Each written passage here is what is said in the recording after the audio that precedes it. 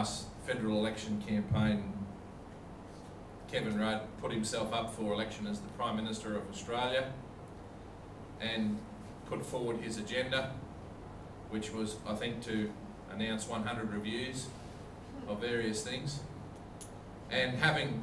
won the election, the federal election in 2007, he subsequently said, "I don't have any ideas," and got 1,000 people to Canberra to have a big chinwag. And I think Kevin Rudd would have been delighted that the 2020 summit endorsed the idea of a republic as an urgent issue of public importance. In terms of whether or not Kevin Rudd will act on that supposed endorsement of a republic, I think that it will have to wait until he runs out of ideas, and he needs a distraction from the empty agenda that he has for this country,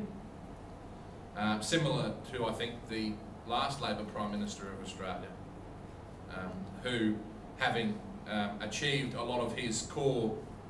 philosophical achievements in terms of economic reform during the 80s, when he became Prime Minister, subsequently had to try and rebirth himself as a leader of the country rather than as the economic leader of the country. And so I think Kevin Rudd's Republican agenda will have to wait until he gets some of these other things out of the road. Interestingly, everybody thinks that everybody believes that Kevin Rudd is a control freak, and I agree, but he perhaps doesn't have the control over the national political agenda that he thinks he'd like to have. And he'll have to wait until there is a need for some sort of major distraction to reignite this Republican issue, and will undoubtedly use the 2020 summit's endorsement as a key driver or legitimiser of bringing this back on. So, whilst it remains the preserve of the Greens to bring forward bills to the federal parliament to have plebiscites, it may not be on the national agenda. But when